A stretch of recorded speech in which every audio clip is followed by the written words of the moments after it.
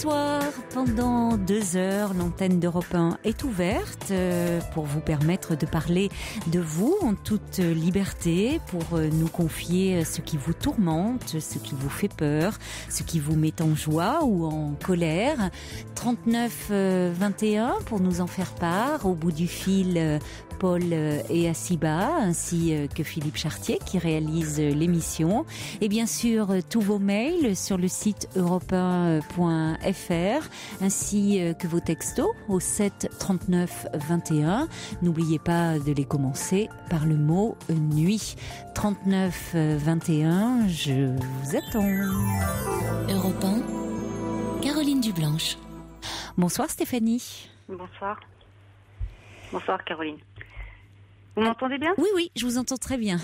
Alors vous interrogez sur votre couple. Ça fait 20 ans que vous êtes en couple. Oui, j'ai 2 enfants qui sont grands maintenant, enfin grands, 16 ans et 13 ans. Oui. Voilà, j'ai l'impression depuis 20 ans d'avoir donné plus que, beaucoup plus que ce que j'ai reçu. Je crois que je me suis beaucoup oubliée pendant toutes ces années. Et aujourd'hui, c'est difficile.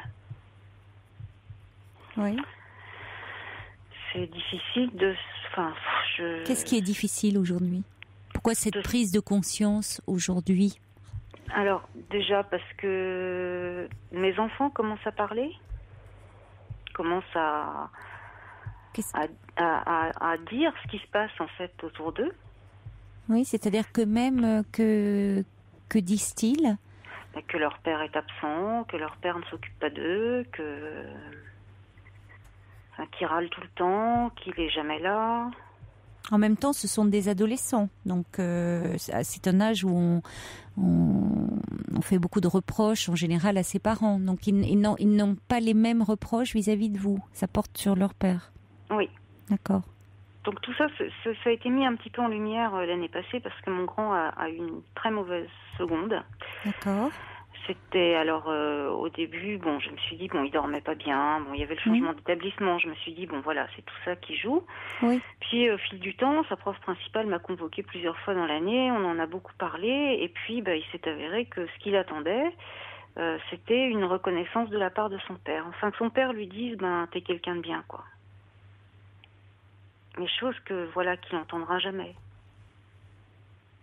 Malheureusement, il l'entendra jamais. Vous pensez qu'il Oui, je sais qu'il l'entendra jamais. Pourquoi ? Parce que votre mari vous parle en quels termes de votre fils ?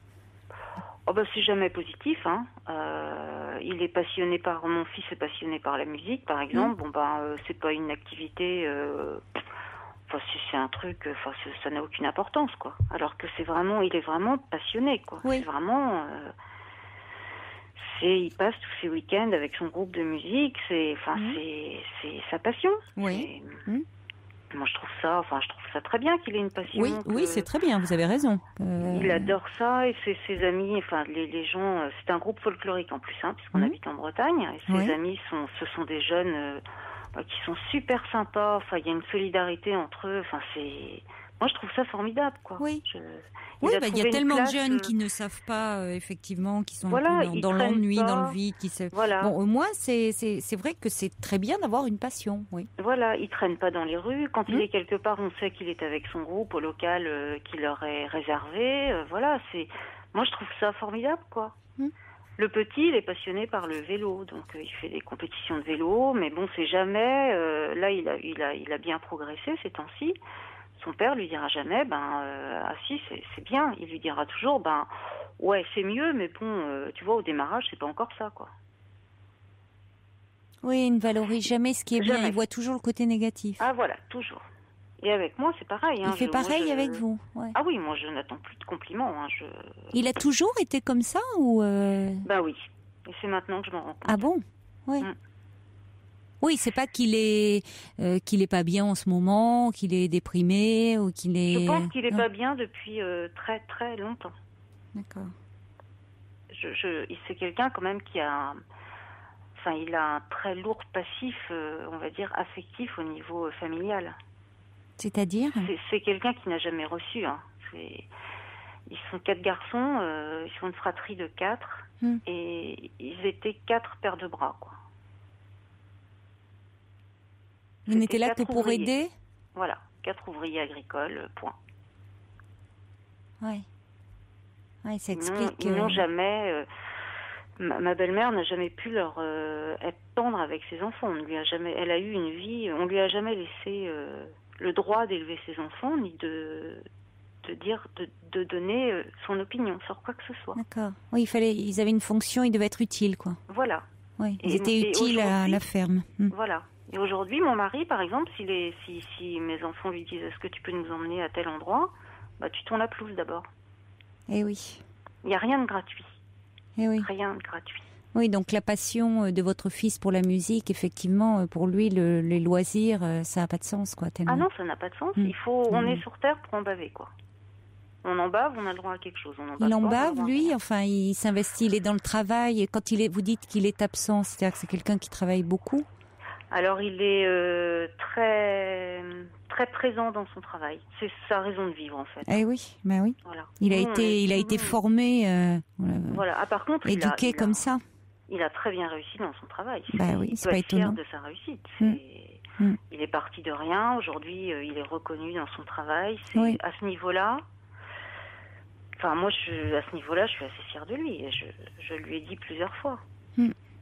C'est bien, oui, que vous lui ayez dit. Est-ce que quand vous lui avez dit comme ça que vous étiez fière de son parcours professionnel, est-ce qu'il vous paraît apprécié ? Ah, il apprécie, mais voilà, ça s'arrête là, quoi. Mais oui, c'est-à-dire il n'arrive pas à entendre quand vous lui dites qu'à côté de ça, il y a des manques et qu'il passe à côté de ses enfants et de vous. Non, c'est moi qui ai un problème. Eh oui, il ne peut pas depuis entendre. 20 ans, de toute façon, depuis 20 ans, je n'entends dire que mais toi tu vas pas bien, de toute façon ça va pas bien, faut que tu vois des spécialistes, enfin tu t'es mal dans ta peau. Oui, voilà. Parce que ça l'agresse.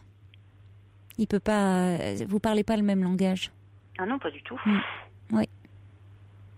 Pas du tout. Et il n'a pas les mots pour parler. Non. Ah non, ça ne veut pas dire qu'il n'est pas, vous voyez, qu'il ressent pas des sentiments, des émotions, mais il n'a pas les mots. Et quand vous voulez l'amener sur ce terrain-là, il doit se sentir agressé et il vous agresse en retour. Il vous dit que vous avez un problème, quoi. Voilà, moi j'ai accouché toute seule les 2 fois quand même. Pourquoi ? Parce qu'il n'était pas là. Parce qu'il était à la maison, il attendait. Mais vous lui avez pas demandé de vous accompagner ? Alors, je lui avais dit pour le premier que je voulais pas qu'il soit dans la salle d'accouchement avec moi. D'accord. Voilà, je trouvais que parce que j'avais entendu plein de choses et plein d'hommes qui disaient, moi quand j'ai vu l'accouchement de ma femme, après je la voyais plus du tout de la même façon. Oui, mais ça peut se comprendre. Hein. Ça me faisait peur et donc je voulais pas de lui. Oui. Enfin, en salle d'accouchement, mais ça voulait pas dire que je voulais qu'il soit à 60 km, quoi. Oui, il a pas. Donc il m'a mise dans l'ambulance avec mon sac et il m'a dit quand ce sera fait, tu m'appelles. Et oui, il a pas. Oui, vous n'êtes pas compris. Vous avez déjà là, vous aviez du mal à vous parler. Voilà. Donc en plus, il est parti toute la semaine en déplacement professionnel. Donc j'ai passé ma semaine toute seule à la maternité avec mon bébé et je suis rentrée à la maison toute seule avec mon premier bébé parce que lui n'était pas encore rentré. C'était dur, quoi. Il était à son travail. Il était au Portugal en voyage d'affaires. D'accord. Donc il m'appelait tous les jours à la maternité pour me dire il fait beau, c'est vachement beau, c'est super. Il était pas du tout dans la maternité. Il ne pouvait pas l'être. Oui, non, il ne sait pas bien ce que c'est. Puis en plus, il était loin. Oui. Et après, quand vous êtes rentrée avec votre bébé, enfin. Alors ma sœur m'a ramenée parce qu'elle m'a dit je te laisserai pas toute seule, c'est difficile, un premier bébé. Bon, elle avait déjà une petite fille, je suis rentrée avec elle. Bon, il est rentré, donc moi je suis rentrée le samedi après-midi, lui il est rentré le dimanche soir très fatigué, donc il a eu à peine un regard pour son fils. Et donc là, moi, je me suis dit, j'ai fait une bêtise, quoi. Il en voulait pas, enfin bon, ça y est, pour moi c'était... Il ne voulait pas d'enfant, lui. C'est ce que je me suis dit, quand je me suis dit, voilà, de toute ma grossesse, il s'est pas impliqué du tout. Hein.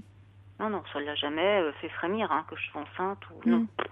Oui, mais ça préjuge pas forcément de la suite. Non, non. Donc après, il s'en est, je dois dire quand même qu'il s'est levé la nuit les premières semaines. Ah oui. Ah oui, les premières semaines, j'étais fatiguée. Bon, on a fait une semaine chacun. Oui, donc il s'est investi, il s'est impliqué. Oui. Mais tant que les enfants étaient petits, en fait, j'ai l'impression que tant qu'ils sont sous qui ne peuvent pas le contrer ou. Oui, certainement. Mais tant qu'ils sont dépendants. Voilà. Tant qu'il peut les protéger, tant qu'ils sont dépendants de lui et qu'ils ne vont pas lui répondre, enfin ou peuvent répondre comme le font des petits enfants, mais enfin qu'il a quand même une forme d'autorité sur eux. Alors que c'est plus difficile avec des adolescents. Voilà. Or là ils sont adolescents et ce sont des garçons et là il veut un peu les éduquer ou voire même les dresser. C'est plus de l'éducation, c'est un peu comme il l'a été lui. C'est-à-dire que on est dans des mondes très très différents. C'est-à-dire qu'évidemment entre l'éducation qu'il a reçue, si on peut parler d'éducation, c'était très dur, très rude. Où il était le fils, mais aussi les 4 fils devaient être ouvriers agricoles. Il devait avoir une utilité. C'était des bras, vous dites, hein. Oui, c'était des paires de bras. Bon, pour moi, ce sont des paires de donc bras. c'est vrai que là, il a du mal si vous voulez, le fait à échanger sur le côté loisir avec ses enfants. Et ça le dépasse un peu certainement. Et puis avec le fait que ce sont des garçons adolescents et c'est un milieu de son univers du travail. C'est plus des petits enfants qui dépendent de lui en plus ou qui nécessitent sa protection. Ça ne veut pas dire que s'ils ont encore ils auraient besoin d'échanges, mais il est certainement là devenu très maladroit. Ah oui. Comme le sont certains parents avec des adolescents. Là, avec le grand, ça va parce que mon grand, c'est une crème. Il répond jamais. Enfin bon, ce qui n'est pas bon, parce qu'il est justement, ce qui s'est mal passé l'année dernière, c'est qu'il n'arrivait pas à extérioriser ce qu'il ressent. Donc, avec le grand, il est rarement en conflit. Mais avec le petit, c'est le conflit permanent. Parce que le petit l'affronte. Il ose lui dire. Et moi, ça me blesse parce que je vois déjà samedi, par exemple, il a demandé à son fils de l'aider à faire quelque chose. Donc, son fils voulait pas. Donc, je lui ai dit, écoute, tu peux quand même donner un petit coup de main à papa, quoi. Enfin, bon, il faut aider aussi. Enfin, je veux dire, il y a des limites. Je veux pas qu'il les traite comme des ouvriers, comme il le fait souvent, mais ils peuvent donner un coup de main. Ah donc, oui, ça c'est certain. Il lui dit, tu vas aller accrocher la remorque sur la voiture parce qu'on va aller chercher du bois. Donc le petit va accrocher la remorque et puis quand ils sont partis, la remorque était mal accrochée, elle est tombée. Et le petit s'est fait insulter, s'est fait traiter d'enfoiré, qu'il en avait fait exprès, que c'était vraiment un petit con, enfin bon voilà quoi. Moi c'est un langage qui me blesse. Non oui, on ne parle pas, je suis d'accord avec vous, on ne parle pas comme donc, ça. Il a traité son fils excusez-moi mais de connard quoi. Oui ça va pas, non. Voilà, et ça me blesse et... Mais il reproduit, il répète certainement un schéma comme lui devait se faire traiter, mais ça ne justifie pas qu'il en parle comme ça. Non, parce que et vous en parlez avec lui?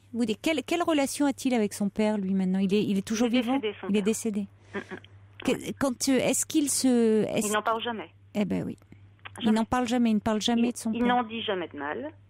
Ouais. Il n'en dit jamais de bien. Oui, il y a un respect. Il y a un respect. Par respect, il ne veut pas en parler. Ah oui. C'est ça. Il y a un énorme respect de sa mère aussi. Je ne l'ai jamais vu embrasser sa mère. Oui.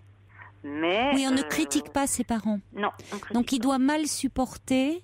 C'est ça, il y a cette éducation vraiment à l'ancienne où même si on a souffert, même si parce que finalement c'était rude, mais c'était pas des parents maltraitants. C'était rude. Il en garde pas un mauvais souvenir certainement. C'était c'était rude quoi. C'est pas parce qu'ils ne manifestaient pas leur tendresse qu'ils s'est pas senti aimé. C'était une éducation rude. Voilà, parce que moi, il me dit qu'il a eu une enfance abominable, jamais. Alors que moi, dans ma tête, des fois, je me dis, moi, j'aurais eu ton enfance, c'est horrible, quoi. Enfin, moi, j'ai pas du tout été traitée comme ça, quoi.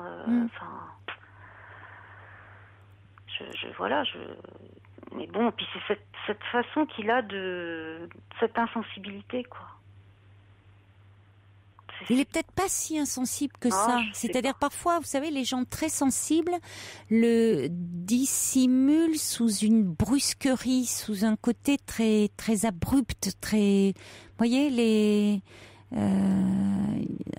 on a ça parfois dans le monde agricole, dans le côté paysan. Alors c'est vrai qu'il y a ce côté comme ça abrupt, mais ça ne veut pas dire qu'il n'y a pas derrière une sensibilité. Il y a 1 an, on m'a diagnostiqué une sclérose en plaques. Bon, oui.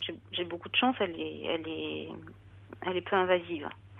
Bon, j'ai un traitement depuis, tant mieux, voilà. Bon, les enfants ne sont pas au courant, je ne veux pas qu'ils le sachent, mais je n'ai aucun soutien de ce côté-là. Quand je devais passer une IRM cérébrale parce qu'on cherchait d'où venait le problème, j'avais peur. C'est la première fois que je lui ai demandé de venir quelque part avec moi, de m'accompagner à l'IRM. Ah, il m'a accompagné, il m'a emmené jusqu'au cabinet. Il a demandé à la secrétaire pour combien de temps j'en avais et il est parti. Il m'a dit, je t'attendrai dans la voiture sur le parking. Je lui ai dit que moi, je savais. Et là, vous lui avez, est-ce que vous lui avez pas dit, j'aimerais que tu restes à mes côtés? Je lui ai dit que je veux que tu viennes avec moi parce que j'ai peur. Oui. Et là, il est parti? Ah il est parti. Il a demandé à la secrétaire pour combien de temps j'en avais et puis il est parti. Mais vous n'avez pas insisté en disant j'ai besoin que tu restes à mes côtés? J'ai pas osé. Pourquoi? Parce que quelque part. C'est curieux votre relation. Pourquoi vous n'osez pas? C'est quand même votre mari. On a l'impression que vous ne vous affirmez pas non plus dans cette relation. Mais pourquoi? Pas du tout. Vous semblez très soumise dans cette relation. Mais pourquoi? Parce que vous le craignez? Vous en avez pas? Mais pourquoi? Non, j'en ai. C'est pas peur au sens de. Pas peur au sens de. Il est pas violent? Ah non, pas du tout. Alors que craignez-vous? Il m'a toujours traité. Je me rends compte maintenant qu'il m'a traité comme sa fille. Il a joué au père avec moi. Je dois lui obéir au doigt et à l'œil. Oui, mais c'est que vous avez accepté aussi. Oui, j'ai accepté, bien sûr. Je suis une victime consentante. Je me rends compte aujourd'hui. Je me permets pas de dire ça, victime consentante, mais c'était là que vous êtes. C'est toujours, il y a un moment, un mode relationnel qui s'inscrit entre deux personnes. C'est-à-dire qu'il a joué au père, mais vous avez accepté d'être aussi dans un moment d'être dans ce rôle de fille. Oui, parce que c'est-à-dire que vous aviez une image de père peut-être un peu écraisante, oui, ou vous n'en aviez pas assez.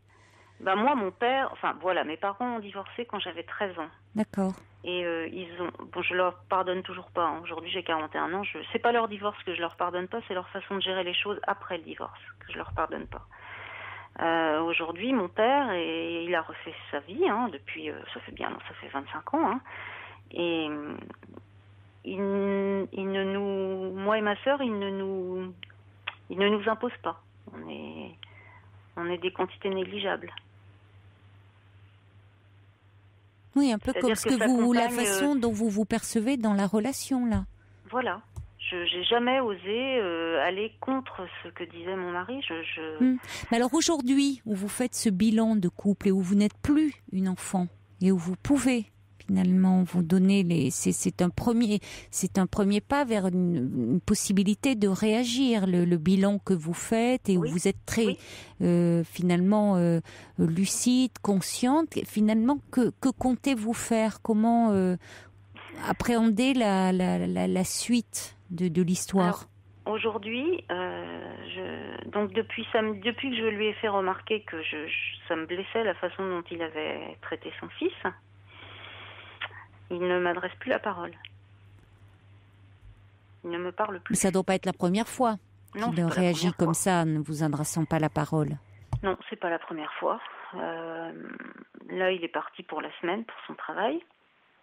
Je lui ai envoyé un mail ce matin en lui disant qu'il fallait qu'on parle, mais que pour parler, il fallait être deux. Et que il fallait qu'on parle, qu'on dialogue, sinon on allait finir par se détester. Et puis que moi, je voulais pas en arriver là, Je pense qu'il serait grand temps parce que on voit bien qu'il y a quand même tout un passif. C'est pas un hasard si vous revenez sur les circonstances de la naissance de vos enfants. Aujourd'hui, je me rends compte que j'ai toujours été seule. Dans tous les coups durs, j'ai toujours été seule. Et vous pensez le surmonter, ça? Parce que quand il y a un tel, quand même d'une telle frustration, de telles déceptions qui se sont accumulées. Vous lui en voulez? Est-ce que vous pensez que vous allez pouvoir, comme on dit trivialement, passer l'éponge? Je pense, parce que j'ai fait une grosse erreur aussi. Je l'ai trompé. Et il l'a su. Et je pense qu'aujourd'hui, c'est quelque chose qui le fait énormément souffrir, parce que c'est quelqu'un qui a un ego complètement démesuré, et que jamais, au grand jamais, il aurait pensé que ça puisse lui arriver à lui. Que sa femme le trompe, c'était inconcevable. Donc vous avez fait en sorte qu'il le sache? Aujourd'hui, je me dis quelque part oui, parce que c'était en plus... C'est une façon de le faire réagir ou de le blesser. Cette histoire était finie, en plus. Oui. Et j'ai laissé une boîte mail ouverte. Oui, en effet, oui. Voilà, c'est un acte manqué, oui, tout à fait. Clairement, voilà. Donc, et là, j'ai vraiment cru qu'on allait y arriver, parce que là, on a vraiment beaucoup parlé. Et là, j'ai vraiment pu lui dire que voilà, quoi, que de toute façon, cette histoire-là, ça avait été un énorme gâchis, hein, ça a été une souffrance. Pour moi, ça a été quelque chose de difficile à vivre. C'était il y a combien de temps? Ça, c'était en 2007. D'accord. En même temps, c'était une question de survie, cette histoire-là. J'avais besoin qu'on s'occupe de moi, quoi. J'avais besoin de tendresse, j'avais besoin qu'on me regarde, qu'on me... C'était même pas sexuel, j'avais besoin de quelqu'un qui me prenne dans ses bras. Voilà. Vous lui avez dit ça, votre mari? Oui, je lui ai dit. Alors, il a très bien réagi, hein. Toute cette période-là, on a beaucoup parlé, il a admis, hein, qu'il était qu'il était distant, qu'il avait, parce que je lui ai dit que oui, j'étais coupable. Oui, j'étais coupable à 100%, mais pas responsable à 100%. Si j'en étais arrivée là, vous avez bien fait. Oui, tout à fait. Il fallait pas tout endosser, endosser une position de coupable, hein. Voilà. Et aujourd'hui, je pense qu'il n'a pas digéré ça. Oui, et est-ce qu'il vous fait pas payer au centuple? Voilà. Ah, mais oui, mais je pense que c'est ça le risque, hein, c'est-à-dire qu'il reprenne son ascendant d'autant plus. Voilà. En vous mettant, dire après tout, c'est vous la mauvaise de l'histoire. Qu'est-ce que c'est de ne pas avoir été présent et puisqu'au final, de toute façon, c'est vous l'infidèle. Vous avez osé le tromper. Lui, il peut se dire, moi, je suis quand même blanc comme neige. Qu'est-ce que c'est à côté? Voilà. C'est ce que je lui ai dit. Je lui ai dit, je préférerais être le bourreau. Je préférerais être la victime que le bourreau. Hein. C'est nettement plus la situation. Parfois, est beaucoup vous avez plus raison. simple. Oui, tout à fait. Oui, parce que la victime peut sérieusement tourmenter son persécuteur. Son bourreau, oui, vous avez raison. Donc c'est pour ça qu'à un moment, il faut que vous arriviez à sortir de cette situation où vous allez vous balancer l'un et l'autre vos griefs à la figure. C'est sans fin. C'est sans fin parce que vous voyez, vous êtes au tribunal, chacun va être dans le rôle du procureur, où lui va reprendre cette position dominante qu'il a sur vous. Vous allez pas vous auto-flageller en permanence parce que, comme vous dites, cette infidélité, elle a eu des raisons d'être. Hein. Vous vous sentiez terriblement seul. Ah oui. Bon, alors je crains quand même, au vu de ce que vous me décrivez de votre relation de couple, de ce qui s'est mis en place dès le début, que tous les deux, et compte tenu de son histoire à lui, de vous aussi, de votre souffrance à vous au moment du divorce de vos parents, de la relation que vous avez avec votre père, de son histoire à lui, d'enfant et d'adolescent, que vous ayez du mal à démêler certaines choses et que ça tourne soit à l'affrontement, soit que lui se replie dans son mutisme. Et je pense qu'il vous faudrait passer par un tiers. Moi, je pense aussi. Oui. Moi, je suis tout à fait... moi, je voir peux un tout thérapeute entendre, de couple. Oui. Moi, je peux tout entendre. Les remises en question, j'en ai fait beaucoup. Pour tout, hein, même pour mes enfants. Quand on m'a dit, voilà, tu fais pas ça, ça, c'est pas, tu devrais pas faire comme ça. J'ai toujours accepté. C'est ce que je disais à la prof principale de mon fils l'année dernière. Dites-moi dites-moi ce que je dois faire, dites-moi ce que je dois revoir chez moi, et voilà. Oui, mais on sent que vous êtes prête, vous, à entendre des choses. Moi, j'entends, j'écoute. Et prête à accepter d'évoluer. La difficulté viendra de lui, donc il va falloir que vous soyez vraiment assez ferme. Et je veux dire, vous avez quand même, on vous a diagnostiqué il y a 1 an une sclérose en plaques. Bon, heureusement. C'est quand même une maladie auto-immune. Il faut quand même voir. Il y a urgence à prendre soin de vous. Il y a urgence à prendre soin de vous. Vous vous dites que vous vous êtes complètement oublié dans cette relation. On sent quand même dans votre voix beaucoup de lassitude, une grande fatigue. Donc, à un moment, je crois qu'il faut poser les choses très clairement et que votre énergie, elle ne s'épuise pas en vain dans cette relation. Donc, soit à un moment, il y a quelque chose où vous allez en parler ensemble pour que la relation, elle évolue. Une relation, elle peut tout à fait évoluer et aller vers du mieux. Pour rester vivante. Si vous y croyez, elle peut tout à fait évoluer. Il faut que lui ait aussi ce désir-là. Si vous sentez que déjà, soit il ne veut pas lui se faire aider, rien ne vous empêche, vous, de vous faire aider. Parce qu'après tout, voyez, si lui ne veut pas vous pouvez vous faire aider. Et à ce moment-là, vous verrez comment vous envisagerez l'avenir. Parce qu'il ne faut pas vous épuiser votre énergie, là.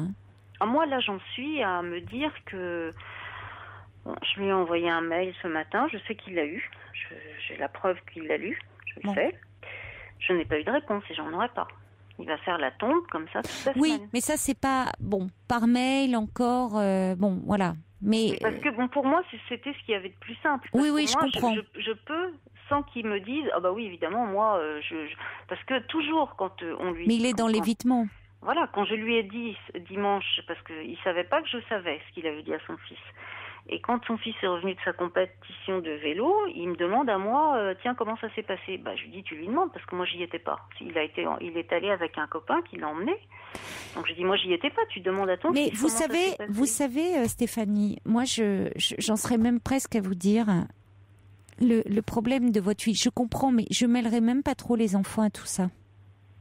Parce que le fond du problème, c'est votre relation de couple. Bien sûr.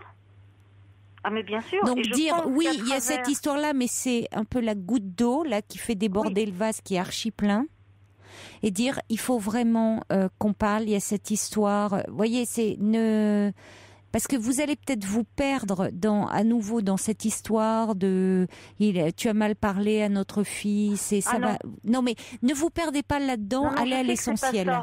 Mais vous le savez, mais c'est pour ça que je vous le dis. Vous le savez, donc allez à l'essentiel. Dans le mail que je lui ai mis ce matin, je ne lui ai pas du tout parlé des enfants. Bon, alors voilà. Je lui ai uniquement parlé de nous. Allez, c'est très bien. Il fallait qu'on en parle parce qu'on allait finir par se détester et que je voulais pas de ça, quoi. Bon, mais je pense que lui non plus, parce que sinon vous ne resteriez pas quand même.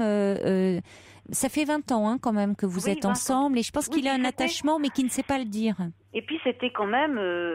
Il y a plein de gens qui me disent qu'est-ce que tu lui as fait ? Parce qu'à l'époque, moi j'avais 20 ans, lui il en avait 33 et c'était quelqu'un qui était très heureux dans son célibat. Non, mais je pense, il peut être très attaché à vous, il ne sait pas le dire. Et après tout, s'il avait vraiment voulu vous quitter, il aurait pu se saisir de cette infidélité pour dire on arrête tout. Il ne l'a pas fait. Mais il faudrait pas qu'il vous le fasse payer, voyez, autrement. Je paye. Bon, alors il faut arrêter de payer et il faut vraiment en parler. Bon courage, Stéphanie. Merci. Prenez soin de vous. Merci. Au revoir. Au revoir.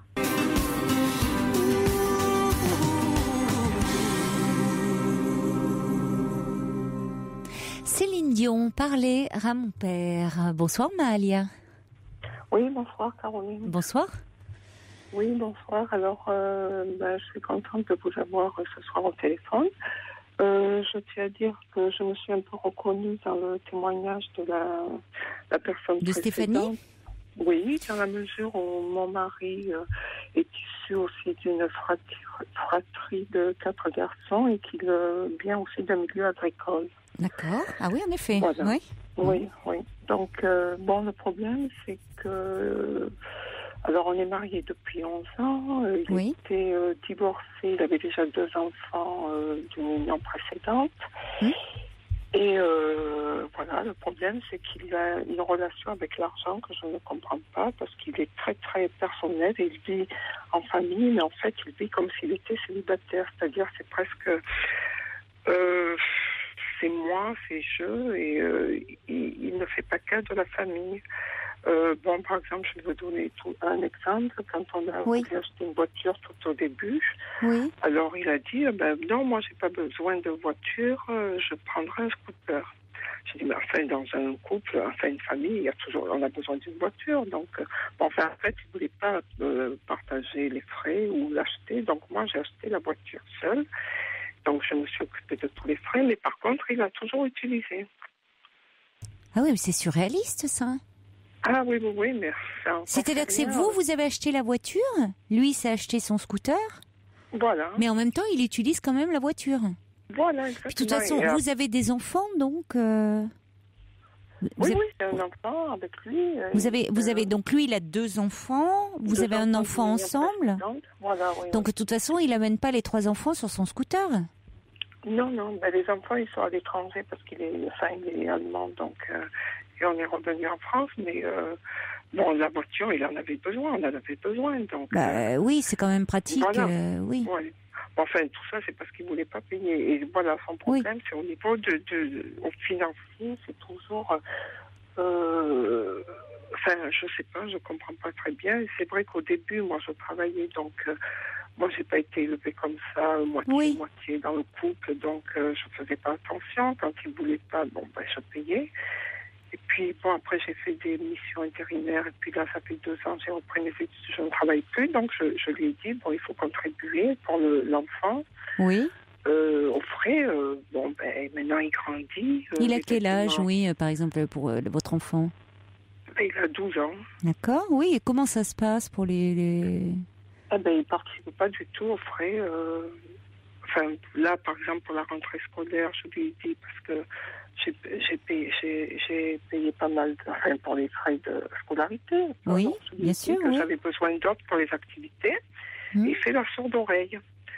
Il y a 2 ou 3 mois aussi, avant les vacances, je lui avais dit qu'il avait besoin d'une paire de chaussures ou un pantalon. Enfin, chaque fois, il faut demander. Et comme il donnait pas, j'ai été devant son travail pour réclamer l'argent. Alors, il a donné, mais en vraiment mauvais... pas de bon cœur, quoi. Oui, donc, et puis, j'en ai marre chaque fois. Donc là, j'ai commencé, j'ai dit, écoute, si on peut plus vivre comme ça, je préfère qu'on se sépare. Donc, bon, il n'a rien dit. Il pensait que j'avais parlé en l'air comme ça. Et j'essayais, quand je voyais qu'il avait du mal à sortir de l'argent, qu'est-ce que j'ai fait? J'ai ouvert un compte. J'ai dit, tiens, on va faire un compte commun et tu mettras au moins 50 € par mois. Donc, 50 €, c'est quand même pas... Mais depuis 2 ans que j'ai ouvert les comptes, il n'a jamais rien mis. Oh là là, oui, ça va pas. Hein. Ah oui, non. Et il gagne correctement sa vie. Il a un travail. Il gagne. Oui, il a un travail, mais bon, il n'a pas. Non, il gagne.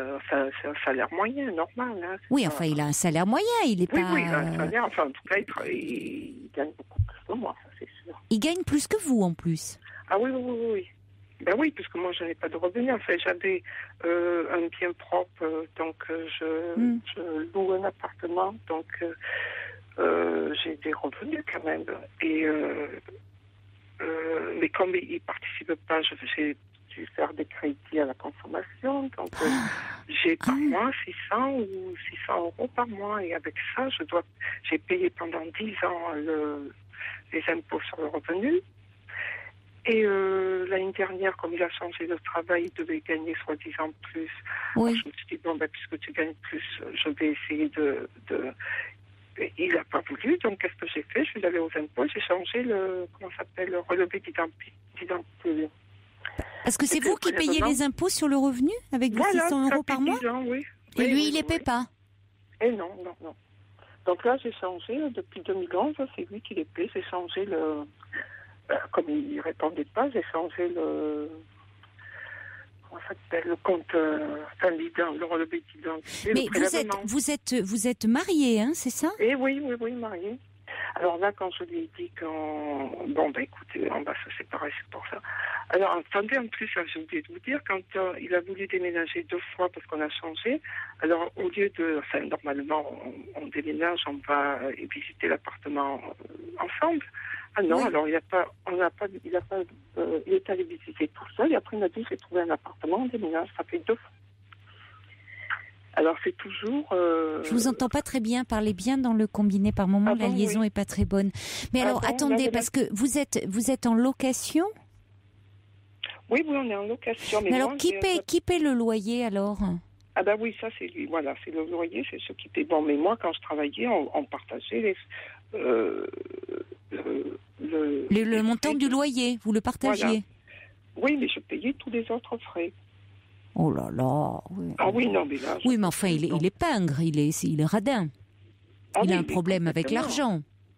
Il n'y a pas d'autre mot, enfin. Voilà, donc. Parce que c'est. Enfin, je veux dire, par rapport à votre fils, puisque c'est votre enfant à tous les deux, le fait qu'il ne veuille pas contribuer à le vêtir, aux fournitures scolaires, enfin, c'est proprement scandaleux. Ah ben voilà, oui. Vous voyez, c'est-à-dire que... Sans compter que il devait lui donner un peu d'argent de poche, parce qu'il a 12 ans, maintenant il est au collège, donc il demande...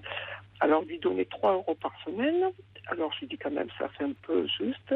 Il a dit 5 euros par semaine, mais 5 euros, il faudra que tu aies bien travaillé au magasin pendant 2 heures. À un enfant de 12 ans. Oh là là là là. Ouais. Ah oui, donc...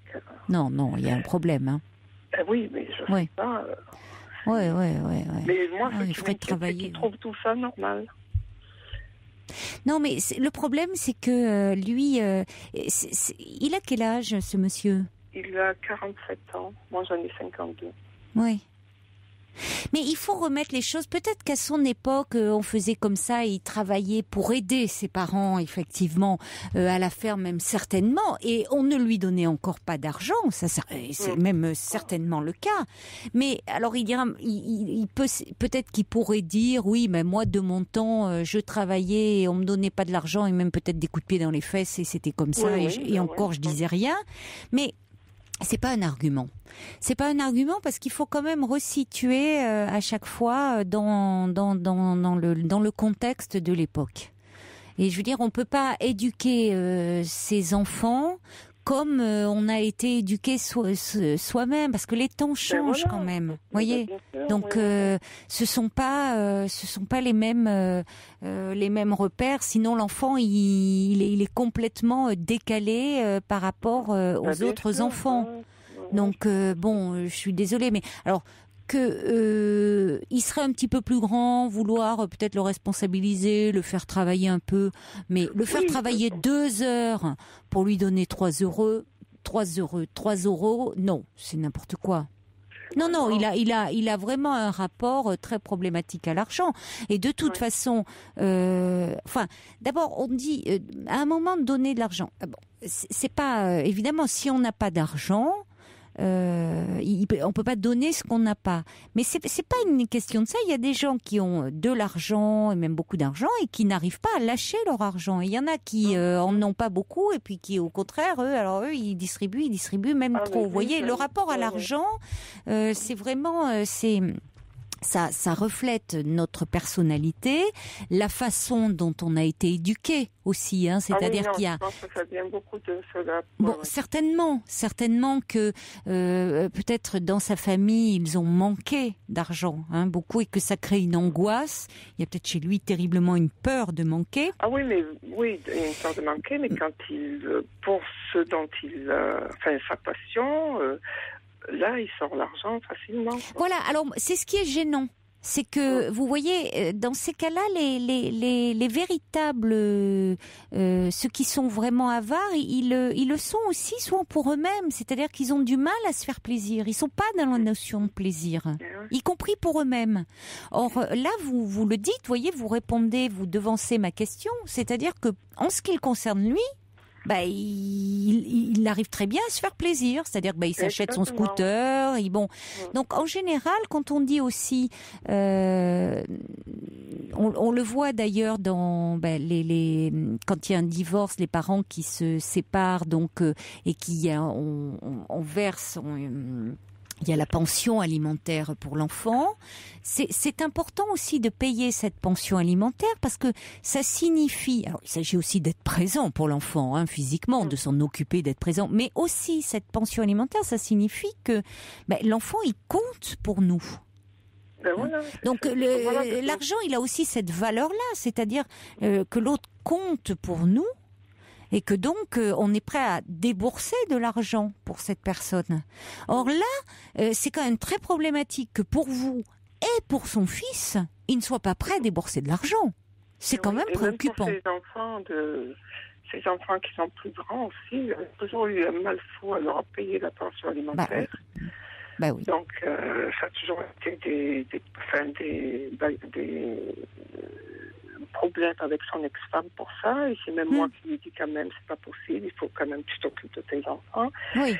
Et ça a toujours été un problème jusqu'à maintenant, puisque même pour payer, au lieu d'envoyer un virement ou payer à la poste, un mandat, il a envoyé dans une somme vraiment minime dans un papier d'aluminium pour pas payer des frais de mandat. Mais le problème, c'est que maintenant, on lui demande des justificatifs qu'il ne peut pas fournir.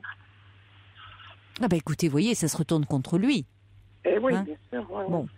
Alors, il y a Ninon qui envoie un petit message qui dit « Si vous êtes marié sans contrat, sachez que tout ce qui est à lui est à vous et réciproquement. C'est la loi, rappelez-lui. » Et puis,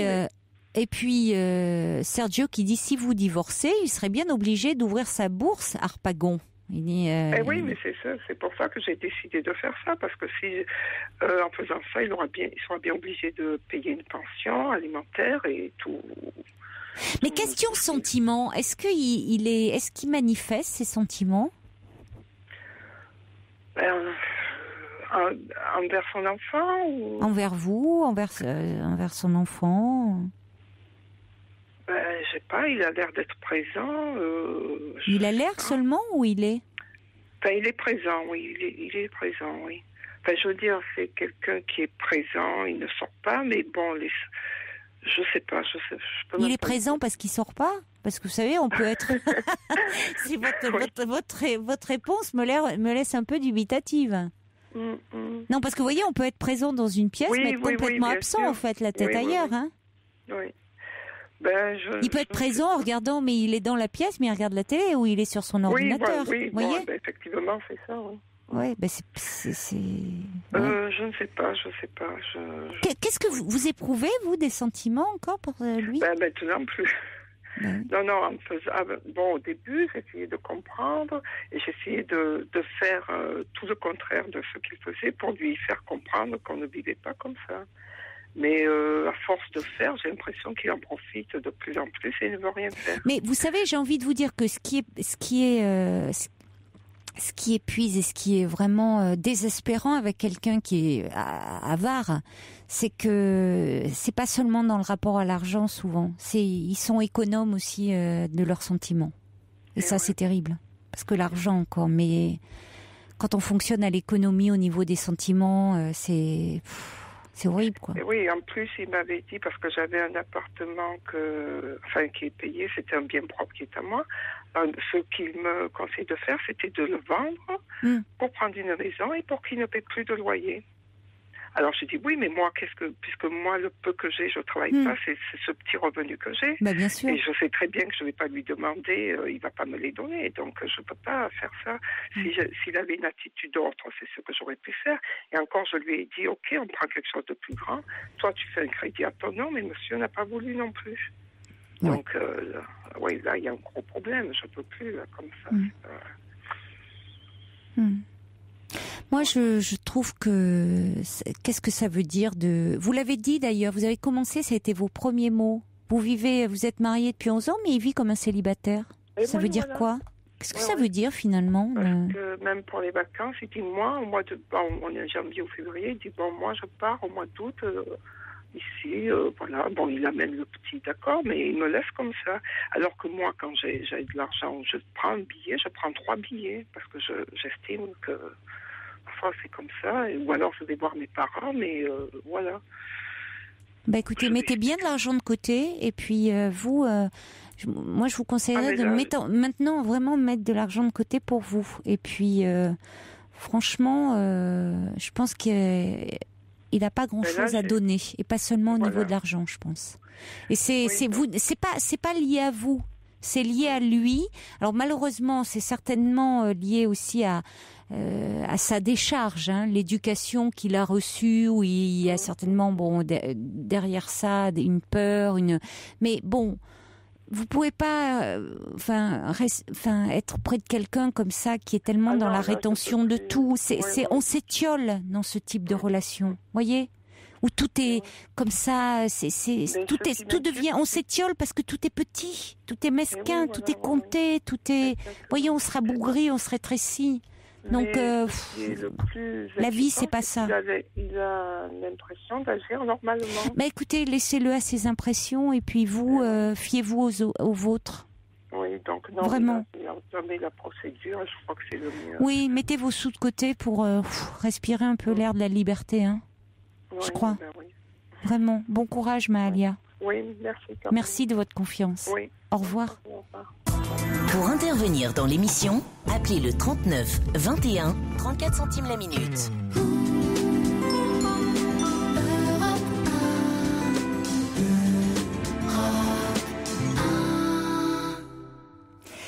Sylvain a dit, lorsque leur fils de 12 ans va s'en rendre compte, ça va être très dur moralement pour le papa. Marie dit, partez, vous semblez malheureuse et soyez heureuse avec votre fils. Et Sergio dit, on a l'impression qu'on parlait de Picsou. Bonsoir Sébastien. Bonsoir Caroline. Bonsoir. Bonsoir, donc en fait je vous appelle, j'étais passé à l'antenne avant l'été.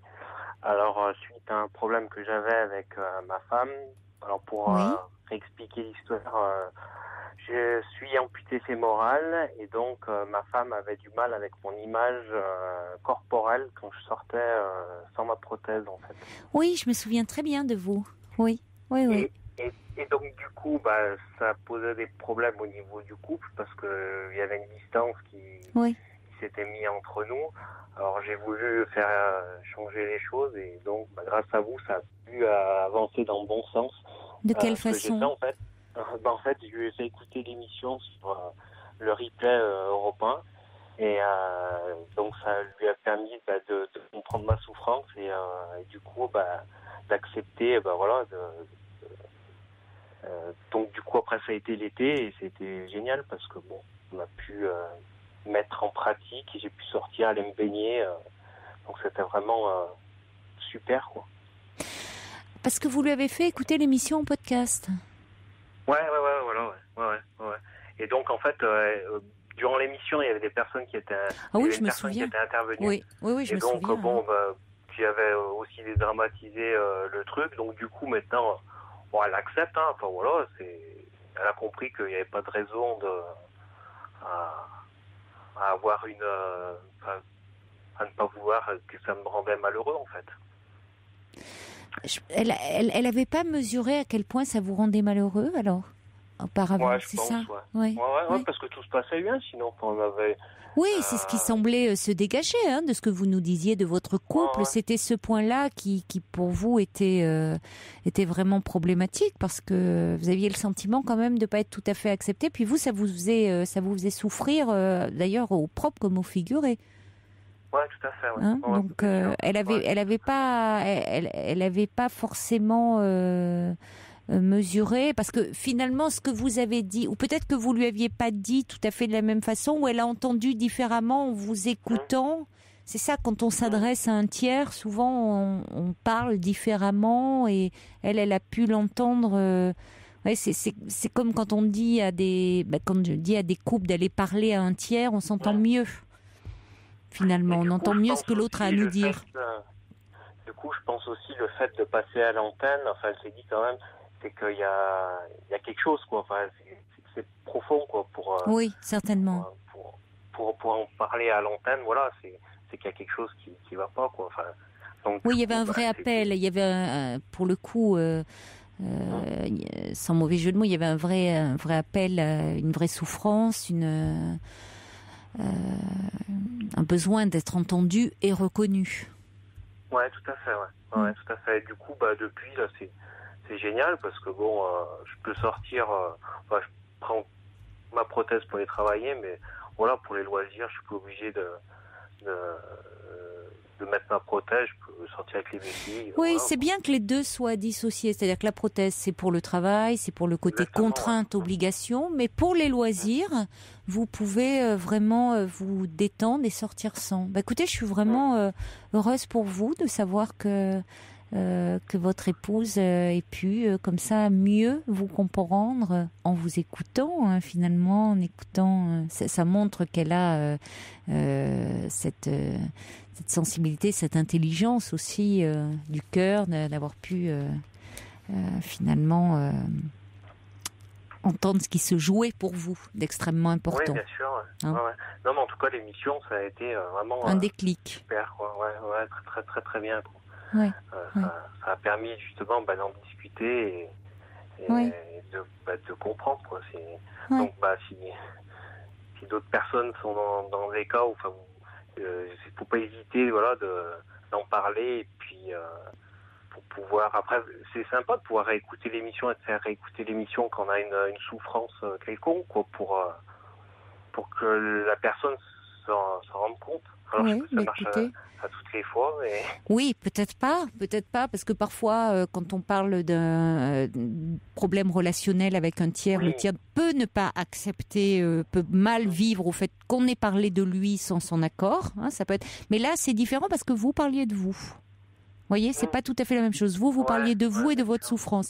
Ça peut être plus mal vécu si on parle d'un problème relationnel avec une personne. Vous voyez, je mets toujours en garde parce que je dis toujours que la personne peut ne pas du tout apprécier que l'on ait parlé d'elle, même si on ne la nomme pas et qu'elle n'est pas identifiable. Mais quand même. Voyez, alors que là, c'est vrai que c'était différent, vous parliez de vous. Écoutez, je suis très heureuse que cela ait permis de mieux vous comprendre, Sébastien. Et très touchée que vous ayez pris la peine d'appeler. Ah non, mais ça m'a tellement rendu service que je me suis dit, ce serait sympa d'être positif et puis justement de raconter. Voilà. Bon, je sais qu'il y avait eu beaucoup de réactions et de gens qui avaient été touchés. Ils seront heureux d'avoir de vos nouvelles. Voilà. Merci beaucoup. Merci Sébastien. Merci. Et bonne route, puisque je sais que vous êtes sur la route. Bonne soirée. Au revoir. Bonne soirée, au revoir.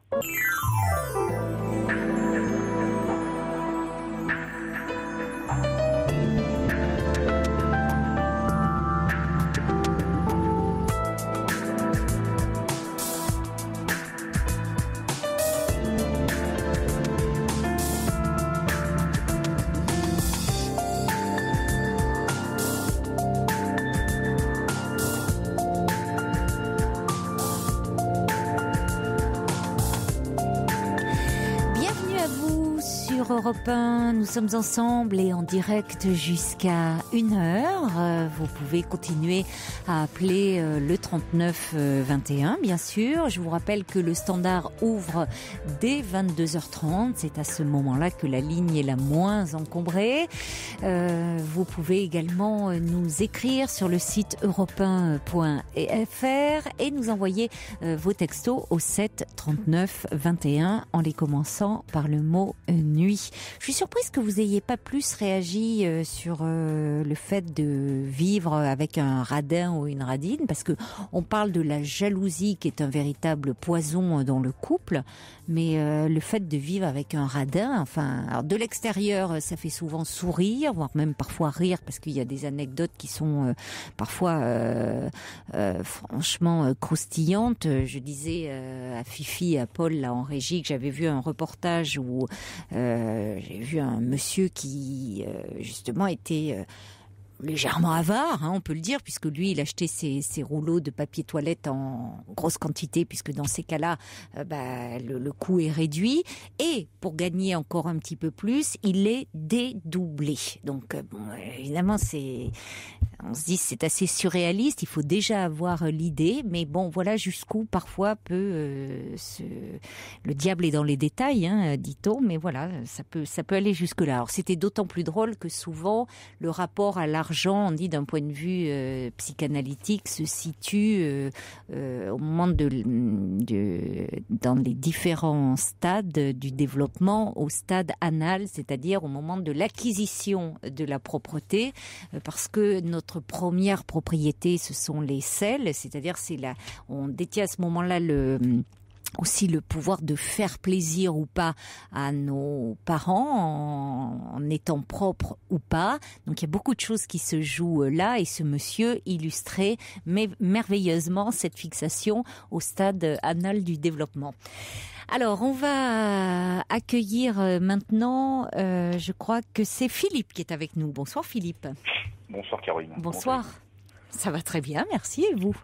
Écoutez, le fait de vous avoir au téléphone va forcément bien. Ah écoutez, tant mieux alors. Il faut m'appeler assez souvent alors. J'essaye. J'essaye régulièrement de vous appeler. C'est pas toujours facile de vous avoir. Mais... si. Plus qu'on ne le croit. Il y a des fois, j'ai pas le temps non plus. C'est vrai, je reconnais. C'est vrai, vous n'avez pas le temps de m'appeler. On trouve toujours le temps. Il faut trouver le temps. La vie passe vite et. C'est vrai. Caroline. Oui. Ce soir, oui, je vais parler d'une belle histoire. Ah, vous avez bien fait alors de prendre le temps d'appeler. Ouais, c'est une belle histoire. C'est une belle histoire qui commence il y a 2 ans avec une femme que j'ai rencontrée là où je travaillais avant. Je travaillais dans un centre pour alcooliques et toxicos. Oui.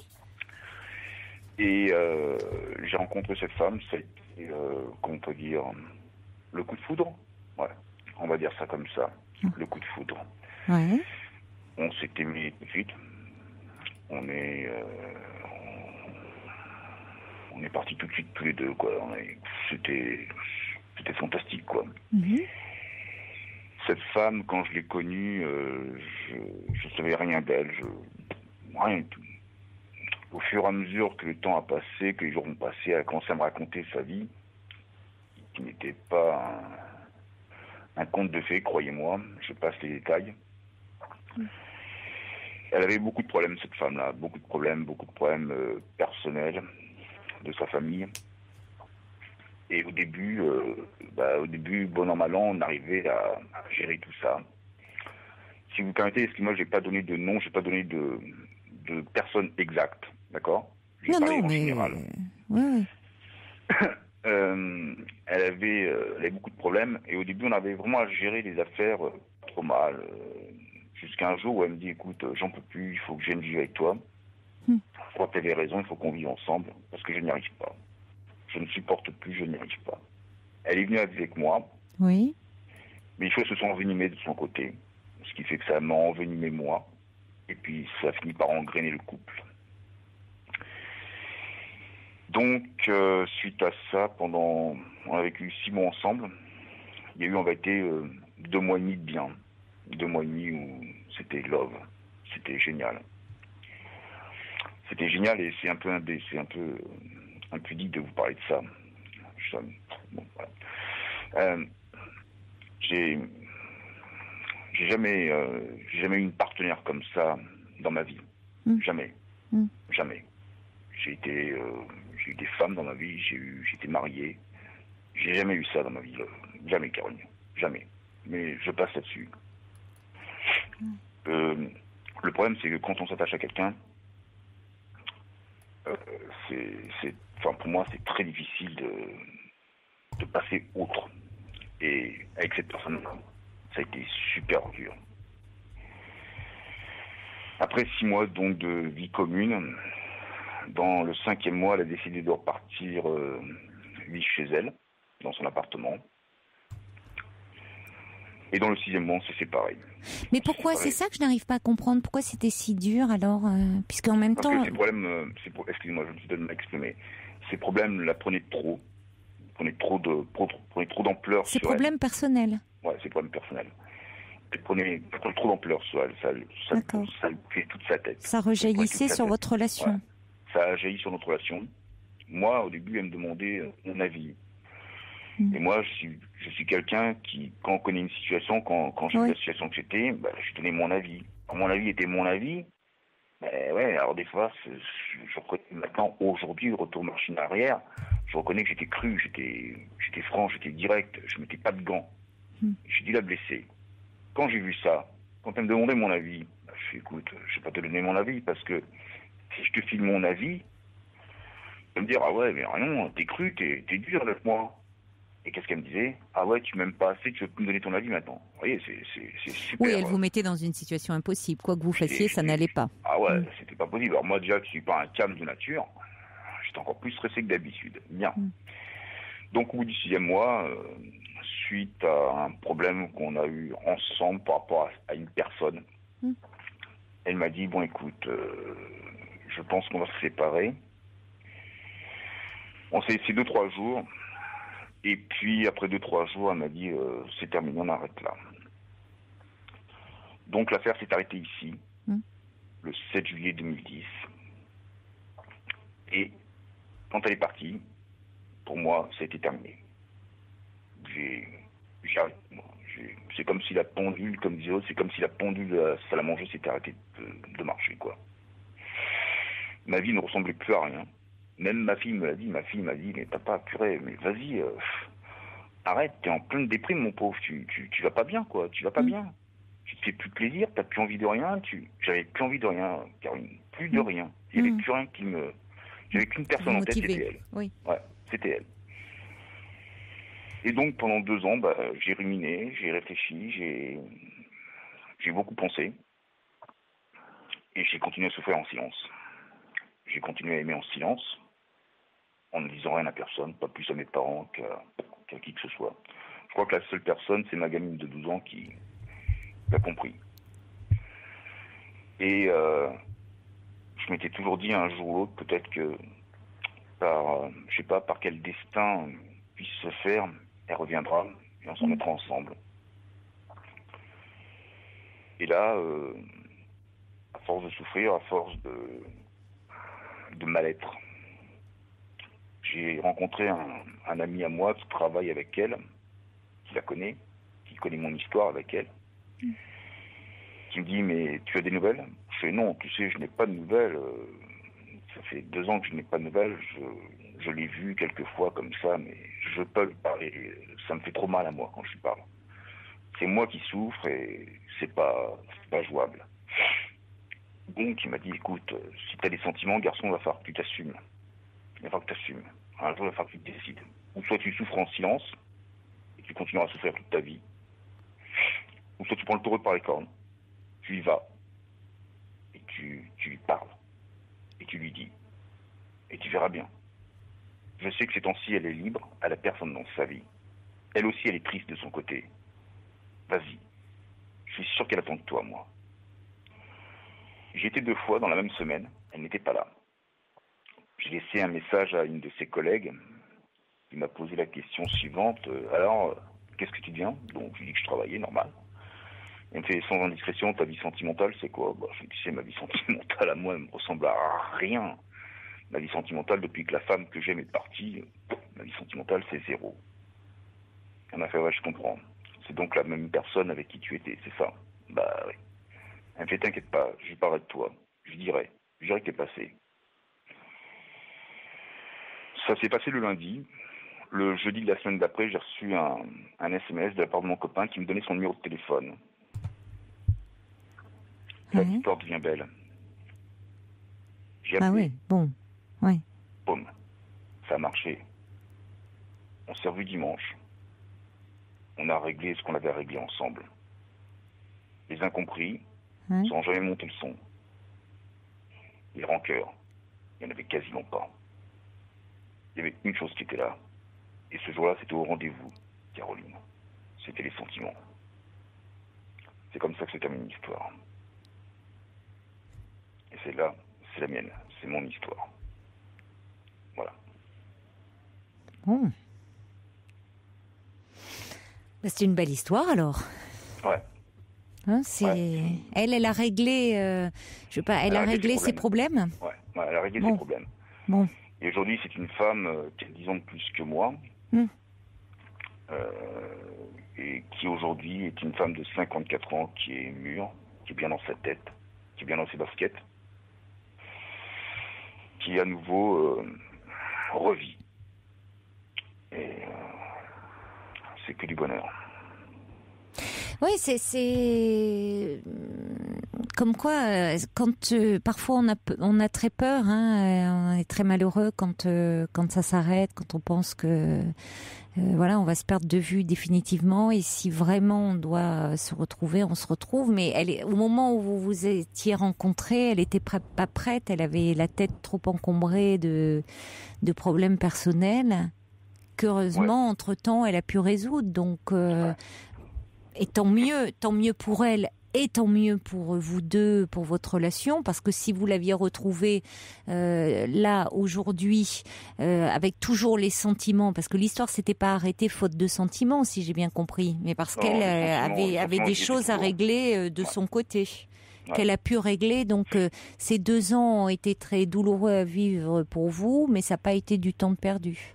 Vous savez, je crois que dans la vie, en réalité, il y a des gens qui vivent entre parenthèses sans problème. Et il y a des gens qui sont nés pour, excusez-moi du terme, alors c'est vulgaire ce que je veux dire là, qui sont nés pour marcher dans la merde et qui peuvent pas faire un pas sans se casser la gueule. Et c'est horrible d'être comme ça. C'est horrible d'avoir cette espèce de poids qui, à chaque fois que vous êtes sûr qu'il y a quelque chose qui doit arriver, ça vous arrive à vous. Et c'est son cas. Je crois que cette femme-là n'a jamais été heureuse. Je crois, j'ai pas cette conception de l'existence. Je crois pas qu'il y a des gens qui ont, il y a des, enfin, c'est vrai que qui ont la poisse, voyez. C'est vrai qu'en même temps, dans notre jargon, on parle de névrose de destinée. Donc vous me direz, ça voudrait dire un petit peu la même chose. C'est-à-dire qu'il y a des familles comme ça. Oui, non, mais c'est vrai. Il y a des familles où on a l'impression que le malheur s'accumule dans certaines lignées familiales. C'est vrai. Pour autant, je pense qu'à un moment, on peut prendre sa vie en main. C'est-à-dire que il y a des familles où ça s'accumule, parce qu'il y a trop de choses qui finalement où les générations finissent par se convaincre elles-mêmes que de toute façon c'est comme ça et que toute notre vie on est déterminé à l'avant. Je crois pas au déterminisme. Voilà, je crois pas au déterminisme, mais je crois que de toute façon il y a une telle implication. Alors vous me direz oui, et la maladie et autres, mais je crois que même par rapport à la maladie, on sait aujourd'hui qu'il y a une telle implication entre esprit et corps que même là, l'environnement, le fait d'être même pour des formes graves de maladie, le fait d'être dans un environnement plus apaisant, plus affectivement plus sécurisant et autres, peut jouer à des retentissements plus positifs sur l'épreuve de la maladie qu'on peut traverser. Donc je pense que si vous voulez, à un moment, on peut dire, je vais essayer de sortir de ce que je perçois être comme une fatalité familiale. Vous voyez, on peut rompre ce cercle. Je crois que surtout, je pense qu'il y a une chose dans la vie qu'on a ou qu'on n'a pas, Caroline. Vous avez ou soit une force de caractère et vous vous en sortez, ou soit vous êtes un faible et vous pourrissez. Ah non, moi je crois pas à ça. Non, vous utilisez des termes très très durs. Il n'y a pas de faible ou de fort. Je crois pas à ça. Je crois parle du caractère. Non, mais je crois que je partage pas ce point de vue. Je pense que il y a des. J'ai juste un exemple. Et cet exemple, quand j'étais plus jeune, j'étais quelqu'un de faible. J'étais quelqu'un de vulnérable. J'étais quelqu'un sur qui, à la limite, on pouvait jeter son venin, je ne réagissais pas. Aujourd'hui, 20 ans plus tard, il y a 44 ans, je déconseille à quiconque de jeter son venin sur moi. Donc ça, c'est une force de caractère. Mais vous voyez bien qu'il n'y a pas de déterminisme. Que le caractère, ça se forge aussi. Oui. Vous voyez ? Donc s'il y avait caractère faible. D'un côté, caractère, vous êtes faible, vous êtes né faible. Si vous êtes faible, il n'y a pas de déterminisme. À ce moment-là de votre épreuve de votre vie, si vous êtes faible, au moment où ça vous arrive, au moment où vous y êtes, au moment où pendant des années, le sort de la vie s'acharne sur vous. Si vous n'avez pas cette force en vous pour vous en sortir, il y a des moments où effectivement on s'enfonce, ça c'est évident. Voilà. Oui. À après, vous pouvez retrouver une force de caractère. Je sais pas, il peut se passer quelque chose dans votre vie qui vous fait que ça va mieux. Ça dépend. Certaines épreuves peuvent forger le caractère aussi. Hein. C'est possible. Aussi. Alors, en tout cas, il y a Brigitte qui dit, en l'occurrence, vous dites pour cette femme qui a traversé beaucoup d'épreuves, là, en l'occurrence, c'est une période de sa vie qui s'ouvre pour elle où elle s'en sort. Donc, alors, vous voyez, il y a Pénélope qui dit, oh, quelle belle histoire. Heureuse pour vous, si on pouvait m'aimer à ce point-là. Ah ben oui, mais avec un prénom pareil. Patience, Pénélope, patience, ça va venir.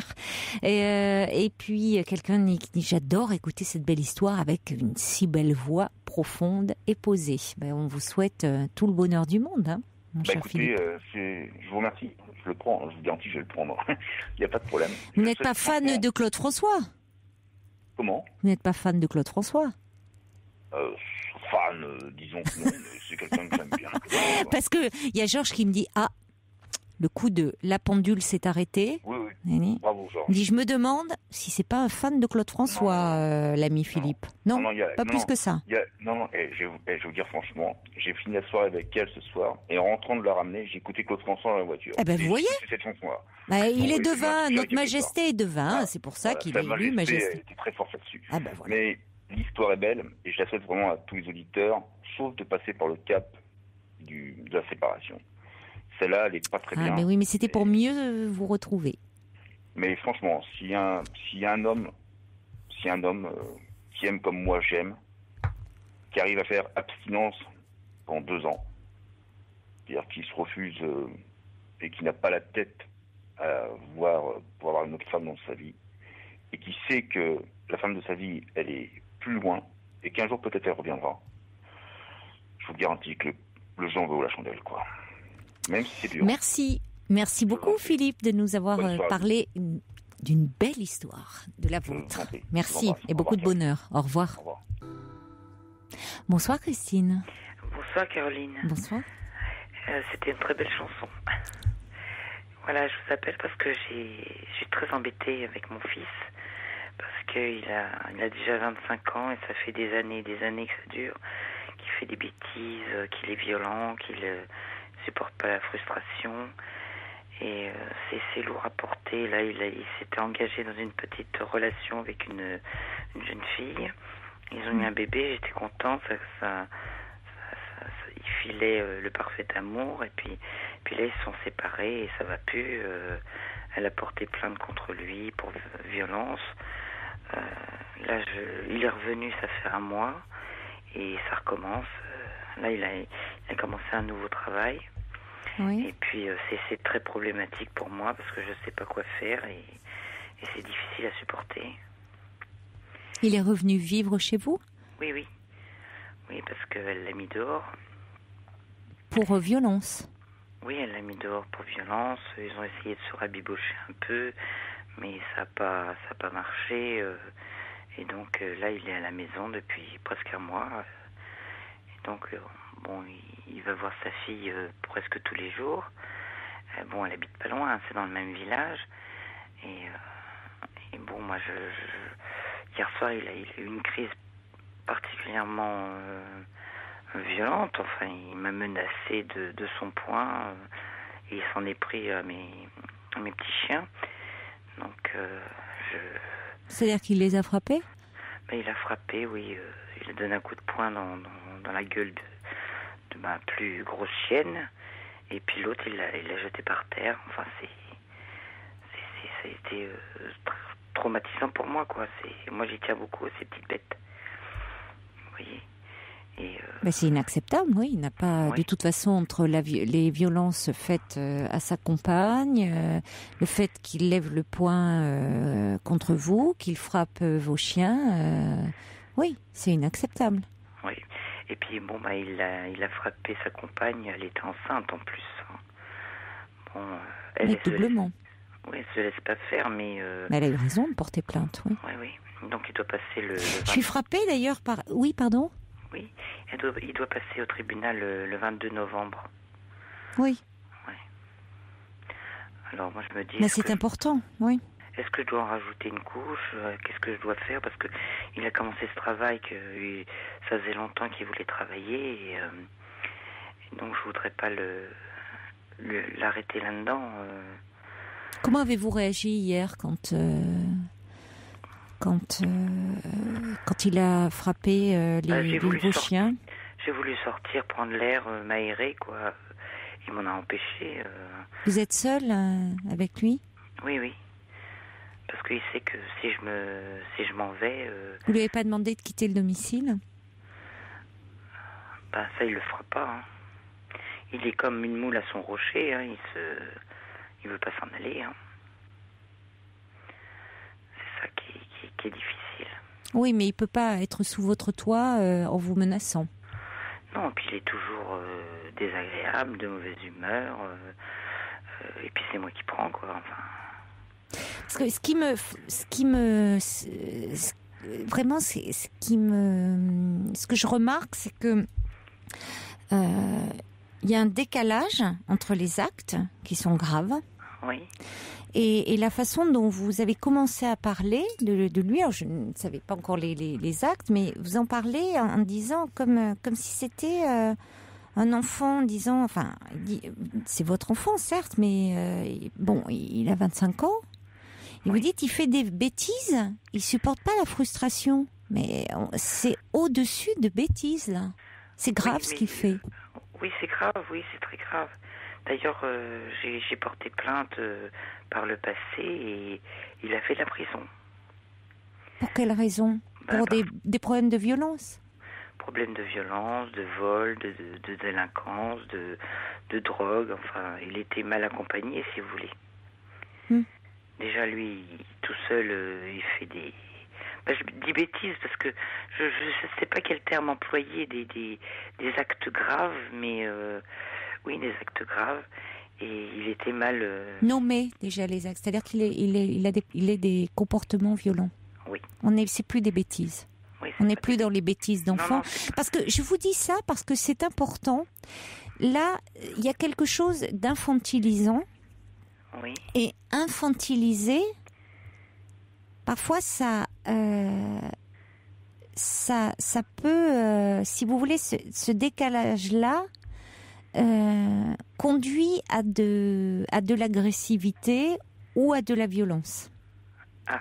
Il faut aussi qu'il soit mis en face de ses responsabilités, le fait que c'est pas un enfant, c'est plus un enfant. Et que, effectivement, et donc on n'a pas à l'infantiliser et à le mettre en face des actes qu'il commet. Donc, alors par rapport après, c'est-à-dire qu'il est important une fois qu'on a dit ça, de voir ce qu'il y a en jeu derrière, c'est-à-dire ce qui ne justifie pas la violence, mais d'essayer de comprendre ce qui est en jeu et quels en sont les enjeux. C'est-à-dire ça nécessite, vous dites qu'il va passer au tribunal. Oui. Donc, ça veut dire qu'il va être récidiviste. Hein, bon. Oui.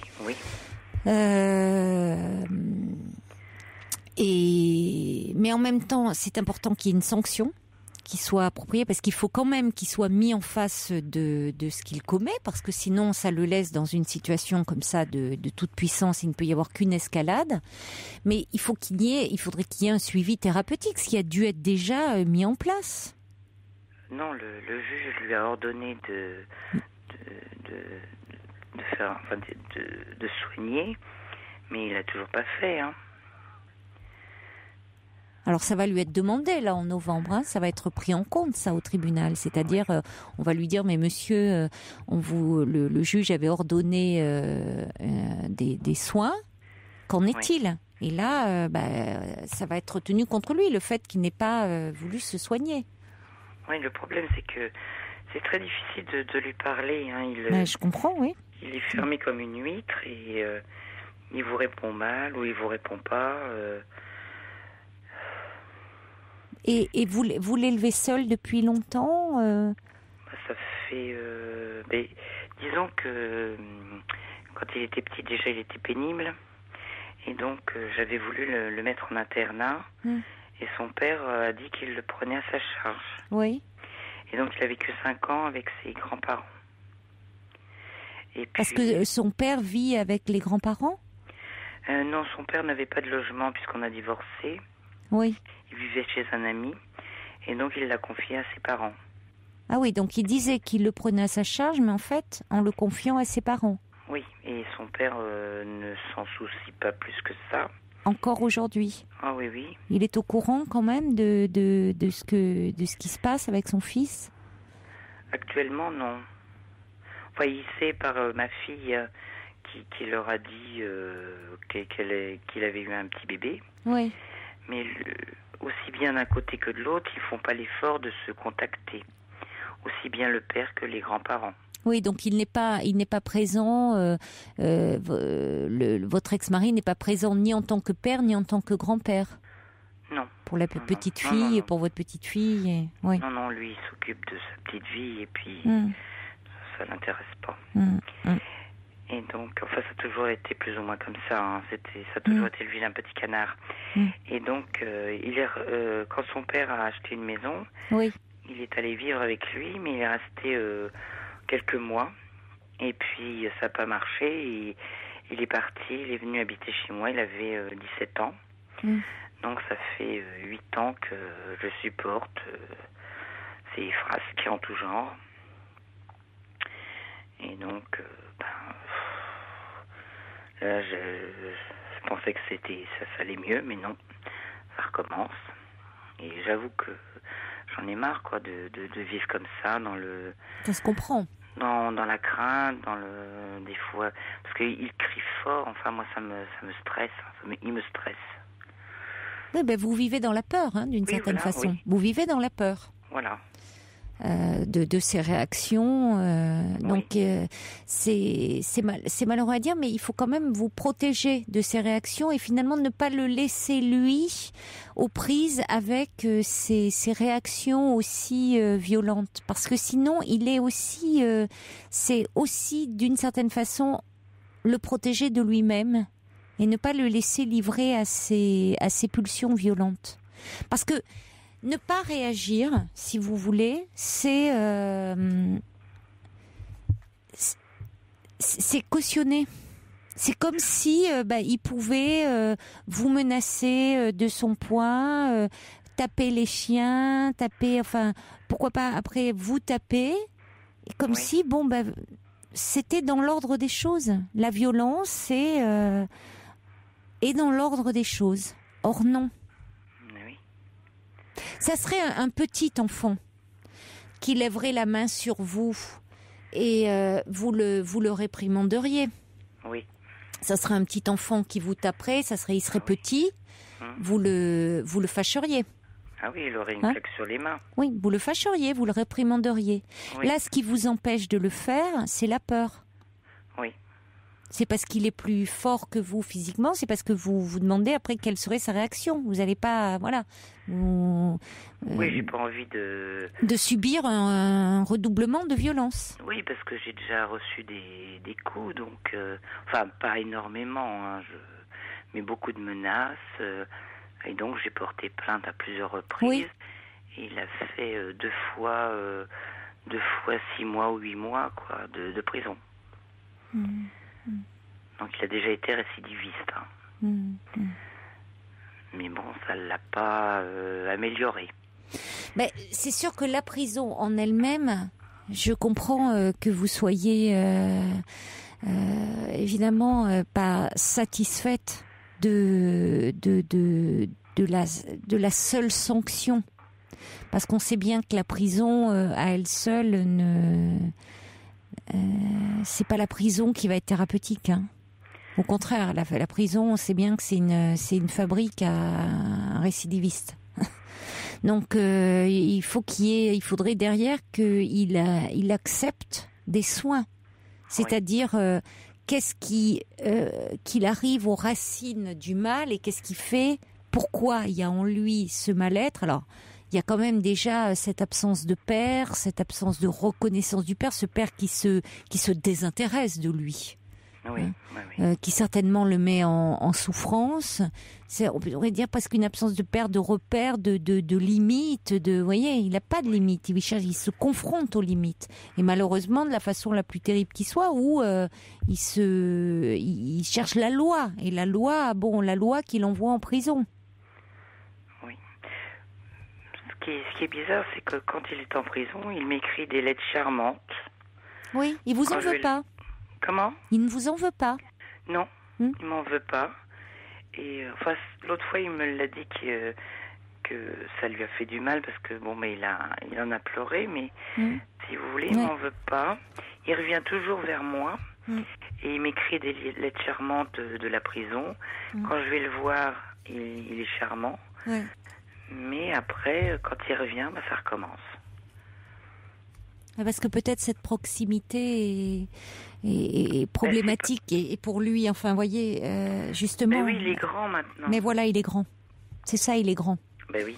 Vous le dites vous-même. C'est pour ça que vous voyez, je reprends aussi sur le côté, c'est plus un enfant, donc on parle plus de bêtises, pas de frustration. C'est important même peut-être dans les mots que vous utilisez, que vous le traitiez vraiment en adulte, même si c'est votre fils. Parce que ça peut jouer aussi de façon insidieuse sur sa violence.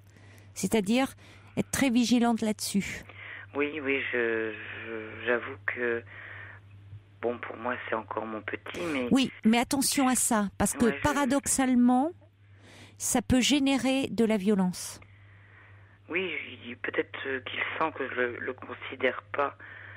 Ça peut être perçu comme un, si vous voulez, oui, ça peut être, si vous voulez, s'il se sent, l'infantilisation peut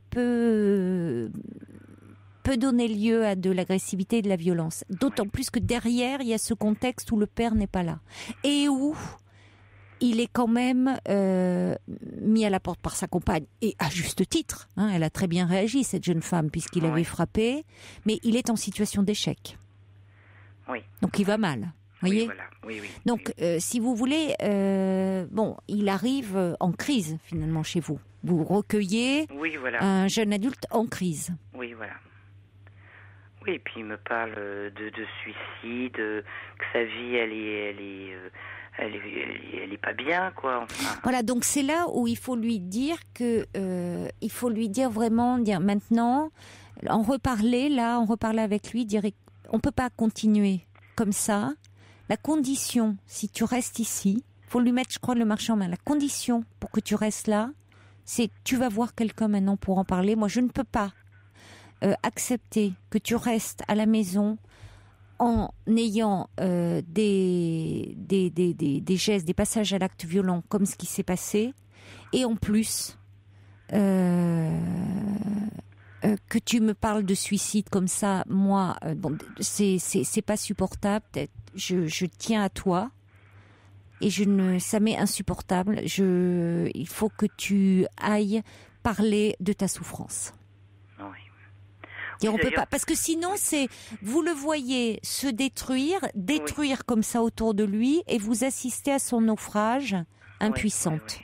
Donc il faut mettre des mots là-dessus et lui dire maintenant, c'est la condition pour que tu restes à la maison, parce que voyez, vous êtes son point d'ancrage. Il revient chez vous, il a besoin de vous, donc il s'agit pas de le mettre à la porte, mais il y a une condition pour qu'il reste.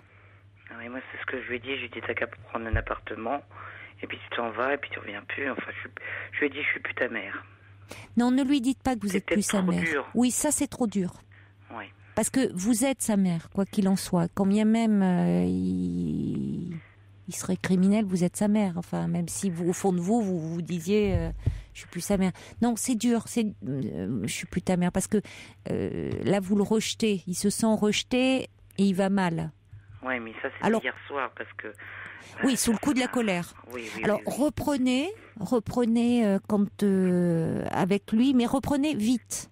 C'est-à-dire que parlez-en avec lui rapidement. Oui. C'est-à-dire ne laissez pas passer, une semaine. Non. C'est-à-dire il faut marquer le coup rapidement là. Moi j'ai essayé de lui en parler ce soir, mais bon, comme d'habitude, il m'a envoyé sur les roses. Parce qu'il n'est pas fier de lui, certainement. Oui.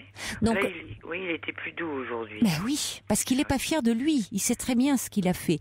Donc, il s'agit pas, vous lui dites bien, pas de façon agressive, pas, voyez, pas sous le coup de la colère. C'est pour ça que ça soit bien, que ça soit à tête reposée. Vous lui dites, bon, on arrive à de telles extrémités. Moi, vous lui dites, je ne veux plus que ça se reproduise. Ce n'est plus possible. Tu es dans une grande souffrance qui ne justifie pas cette violence. Je ne veux plus que ça se reproduise. Donc, en plus, alors si quand vous dites s'il nie, quand vous parlez de grande souffrance, dire sinon tu parlerais pas de suicide et autres. Pour moi, c'est insupportable de t'entendre parler de ça parce que je suis ta mère et je t'aime et je tiens énormément à toi, donc je peux pas accepter d'entendre ça. Il faut que tu ailles en parler à un médecin qui va t'aider. Alors si, vous voyez, au départ, le côté psy lui fait peur, et à mon avis ça va être le cas, déjà le médecin généraliste qui va l'orienter après vers un psychiatre. D'accord. Mais il faut que vous imposiez ça. Dire, là maintenant, c'est très clair, c'est la condition qui va faire que tu restes à la maison, ou sinon, ce n'est pas possible. D'accord. Voilà. Il faut que vous soyez très ferme. Calme, posé, mais très ferme. D'accord. Et que s'il cherche à fuir, dire, maintenant tu t'assois et tu m'écoutes. Oui. Écoutez... je suis contente que vous m'avez éclairci le chemin, parce que là, je voyais pas trop mais je comprends, quoi faire. C'est difficile quand on est si proche, si lié. Ah, c'est pas facile. Voilà, qui ne se sentent pas rejetés, mais qui sentent que vous posez des limites très très fermement. Et que s'il y avait le moindre à nouveau passage à l'acte, là vous seriez amené à porter plainte. C'est pour vous protéger et pour le protéger de lui-même. Mais là, en attendant, je comprends, c'est la condition que vous lui posez, cette condition, et vous lui dites qu'il faut qu'il fasse une démarche et que vous ne tolérez plus aucun passage à l'acte. Non, c'est super gentil de m'avoir... je vous en prie, je suis là pour vous. Et donnez-moi de vos nouvelles si vous voulez. C'est très bien vos émissions. Moi, j'ai capote un petit peu difficilement, mais je vous écoute souvent. Vous êtes où, dans quelle heure? En Vendée. En Vendée. Ah, vous avez du mal à capter? Oui, mon poste il est un peu fatigué aussi, mais j'ai du mal c'est peut-être ça. à mettre pile poil sur le... D'accord. Sur la je sais plus comment ça s'appelle. Eh bien, merci beaucoup. La fréquence, écoutez, ne raccrochez pas. À ce moment-là, on peut vous donner la fréquence. Hors antenne, on va vous donner la Vendée. Quelle fréquence, d'accord? Ne raccrochez pas. Ne raccrochez pas, Christine. On va vous donner la fréquence de la Vendée hors antenne. Beaucoup. Au revoir, Christine. Merci, bonne soirée. Bonne soirée. Bonsoir, Mathilde. Bonsoir, Caroline. Voilà, je me moque toujours, gentiment, de vos auditeurs qui vous appellent et qui commencent toujours par des banalités. Mais en fait, je me rends compte que je suis exactement pareil. C'est un peu intimidant, voilà. Ah oui, c'est le trac. Ça donne un peu le trac de... Ouais. Bon, alors pourtant, je vais vous dire, allez, Mathilde, on va droit au but parce qu'il nous reste même pas 5 minutes. 5 minutes juste, alors donc, autant aller droit au but. Je vais vous aider. Vous voulez me parler de votre maman et qui a une relation amoureuse avec un homme qui a 22 ans de moins qu'elle. Exactement. En fait, c'est vrai que le nombre de fois où j'ai voulu vous appeler, parce que je me retrouve toujours dans plein de sujets, puis finalement, je pensais pas vous appeler pour le sujet que j'ai entendu hier avec Anne, qui s'était inscrite sur des sites de rencontres. Oui, exactement, et qui n'était contactée que par des hommes beaucoup plus vieux qu'elle, ou alors des jeunes, quoi. Oui, Anne avait 57 ans et elle était contactée soit par des hommes de 25-35 ans ou des hommes de 70-80. Elle trouvait pas des hommes de son âge. Exactement. Et donc... Et vous, en fait, l'amoureux de votre mère, vous pourriez presque être avec lui. Oui, exactement. Mais d'ailleurs, c'est à l'époque quand ils se sont mis ensemble. J'ose pas vous demander, il vous plaît? C'est gênant, vous avez peur que votre maman écoute? Non, en fait, mais ceci dit, c'est la réflexion que je lui ai faite à l'époque, parce que j'avoue que j'étais pas ravie à ce moment-là. Oui, j'allais vous demander, oui. Voilà, j'étais pas ravie au début, puis je trouvais ça bizarre et je lui avais dit, mais tu te rends compte, en plus, moi, à l'époque, c'est vrai que j'étais avec quelqu'un qui avait 14 ans de plus que moi. Ah oui, en effet, oui. Et donc, en fait, ils avaient le même âge. Ah oui. Donc, ils s'entendaient bien? Non, ils se sont pas rencontrés, à vrai dire. Bon, parce d'accord. que eux, c'était le début de leur relation, et puis moi, c'était une relation qui avait duré quelques mois. Enfin, ils s'étaient pas. Parce que peut-être qu'ils auraient pu être très amis. Mais je ne pense pas, vu les caractères, parce que tout n'est pas une question d'âge. Hein. Non, c'est vrai. C'est une question de compatibilité. Oui, c'est vrai. Mais, en tout cas, tout ça pour dire que ma mère a été courtisée par cet homme-là. Oui. Alors, elle a quel âge, votre mère? Aujourd'hui, elle a 63 ans, quoi. Donc, elle devait avoir, 57 ans, 56, 57 ans, quoi. D'accord, oui, comme voilà. Anne. Oui. Et lui, il avait, 35 ans, quoi. Ah, ben oui, exactement, même cas de figure, oui. Exactement. Et en fait, en plus, lui, il était avec quelqu'un, en plus, à ce moment-là. Donc, il l'a quitté, cette personne, pour ma mère, il l'a courtisée. Elle ne voulait pas, parce qu'elle ne se voyait pas du tout avec quelqu'un de plus jeune, en fait. Oui, ça fait beaucoup. Ça fait beaucoup. Et puis, en effet, il y a le cliché de il cherche sa mère ou je sais pas quoi. Enfin, oui. C'est vrai qu'on a beaucoup tendance à faire ce raccourci-là. Oui, très vite, oui. Alors que c'est pas forcément le cas, mais très vite, on pense, je cherche une mère. Alors bon. Et le fait est que ça fait quand même 7 ans qu'ils sont ensemble, qu'ils vivent ensemble, que ma mère a déménagé dans sa région. Ah oui. Et que voilà, c'est une histoire. C'est une histoire d'amour. Qui existe, voilà. Oui.